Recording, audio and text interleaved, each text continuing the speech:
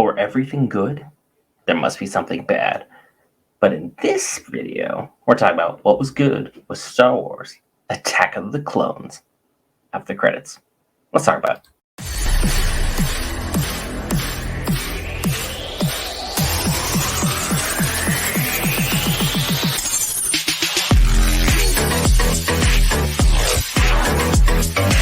Hey guys, Brent here for Geek Variants, back for another breakdown, this time Star Wars Attack of the Clones. If you're already subscribed to the channel, you know we cover all things Star Wars, anime, DC, Marvel, and more. Be sure to hit that lovely red subscribe button if that style of content interests you and you like the video in which you see here today. But look, let's start off with some things. Star Wars Attack of the Clones, very divided audience. People either love it or they hate it. And the Star Wars community personifies that in everything that we do. We are the ultimate love-hate relationship with our fandom, and in a way, it's a form of enjoyable self-abuse. Be sure to leave your thoughts in the comments below pertaining to that, but look, let's break things wide open. Let's start off with the three actors who made this film absolutely fantastic. We're going to start off with the least important one and work our way to, in my opinion, the most important one. Look, Temuera Morrison as Jango Fett was a absolutely fantastic hire. And sure, he was on film for a good portion of it, and ultimately his life was cut short in the making of this film, where his character is just gone. Sorry if you didn't get that far, but there's some spoilers involving that. But he got beheaded by the end of this film. But throughout this film, imagine this. You get hired by a random alien race because they want to clone you because you are the perfect physical male specimen. That's a compliment in and of itself, and the more that we learned about Jango Fett as the Star Wars Expanded Universe continued to grow outside of the canonical lore, boy, Jango was that dude. He was one of the strongest, if not the strongest bounty hunter in the galaxy. A lot of people have a lot of mixed opinions on that. Be sure to drop your favorite bounty hunter in the description below. Jango is pretty high up there on mine, but wouldn't go with him as my favorite. Next, we have another iconic performance from the late and very well missed Christopher Lee.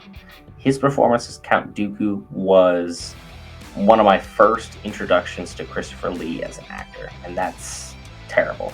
However, after watching this film, went back, watched a lot of his stuff, a lot of his early stuff. This man had a hell of a career, and he gave an amazing performance throughout this film. He was the embodiment of strength. He was wisdom. He was a well thought out villain. He had all the pieces put in place that he needed to.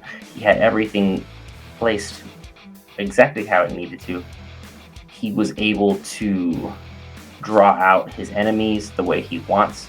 He was able to position the board up to the nth degree, and ultimately he had his own agenda even when he was serving someone else's agenda. And to me, that is a great little Star Wars moment. Especially one of my favorite moments of this film is when he gets handed the Death Star plans from Poggle the Lesser, the name of that Geonosian who handed him over the Death Star plans, which is a great foreshadowing that I'm very, very excited about for obvious reasons once we get into the original series. But then, the embodiment of all that is good about the prequels. The man himself, he got his own Star Wars spin-off series called Kenobi, Ewan McGregor. And a lot of people were sort of had reserves about him, like once we saw The Phantom Menace. But we realized that was a coming-of-age tale for him, and there was a lot to grow into for him.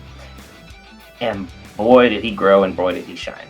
He was easily one of the highlights of this film throughout. He clearly studied every single aspect of the character Obi-Wan, of the actor who was Obi-Wan previously, and took those and added them into his own tool belt, into his arsenal, and used them as weapons in a way that only a Jedi Master such as himself could have. And the performance on screen shined every single time that he was there. His scenes were some of the best overall, and I'm very, very thrilled to have him in a galaxy far, far away, regardless of what role that he is in. And some of the other highlights that were accentuated throughout this film was one of his fights. His fight with Jango Fett on Kamino was exciting, and there are so many memes that how did this come to a draw? Well, I can tell you one thing. It was a level ground. It was a level ground. There was no high ground. It was slippery, it was wet, he was being attacked by a starship, and ultimately he was being attacked by one of the best Jedi Hunter that there were, period, in the world today. He was one of the best Jedi Hunters in the world today, Jango Fett, and clearly that showed when these two matched up, and ultimately to a draw of sorts. Ultimately, Obi-Wan still got intel that he needed throughout, and that culminated even with a nice little space fight afterwards. So very, very exciting with all that was going on. But look, far and away, the highlight of this film is a very, very simple moment in time. And it is not the Obi-Wan and Anakin fight in the hangar with Count Dooku. While good, and while very enjoyable, it ultimately led up to us finally getting to put some respect on Yoda's name. We've seen him on Dagobah. We saw him at the end of Return of the Jedi. We saw him show up for the Phantom Menace. But he didn't do anything other than lift an X-Wing in all three appearances. You're like, why is this dude the strongest, if not the Grand Master of the Jedi Order in its heyday where it's nigh unchallengeable? Well, we finally got to see why. His duel with Christopher Lee was epic. It was amazing. It was a master versus a former apprentice. It was two master swordsmiths just absolutely going at it. And ultimately, Dooku, feeling that he was losing, had to start resorting to some cheating. But again, he's a Sith. It's kind of what he's known for. So at the same time, I completely understand what's going on there. And he pulled out all the punches that he needed to get that W. And yet, this scene easily encapsulated everything that was good with Star Wars Attack of the Clones. If you notice, I haven't talked about John Williams' music because John Williams' music is in of itself perfection every single time it appears on screen. And while Dooku is not as revered in my book as Darth Maul is, Count Dooku was still an amazing villain. Say what you will about the Star Wars prequels, their villains who appeared in each and every solo film by themselves, they did a fantastic job of acting and portraying their characters well and giving them that level of appearance of power that they needed to. And I, for one, thoroughly enjoyed this. This film, in my opinion, is easily the second best Star Wars secondary film, the middle of the pack, because let's be honest here, will anything ever touch the other one from the originals? I'm just saying. So, Attack of the Clones, in my opinion, I enjoyed it. How do you feel about it?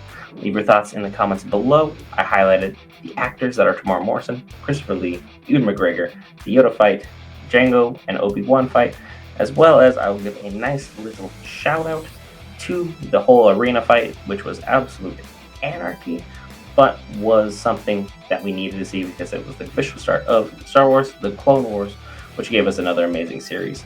Thank you, Dave Filoni. Be sure to hit that red subscribe button if you have not throughout this film and you managed the last 8.5 minutes of me talking about Star Wars, one of the fandoms that I know and love.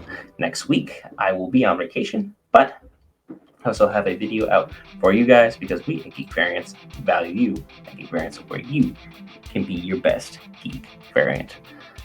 Let's talk about Star Wars, The Clone Wars, what's bad about it, next time.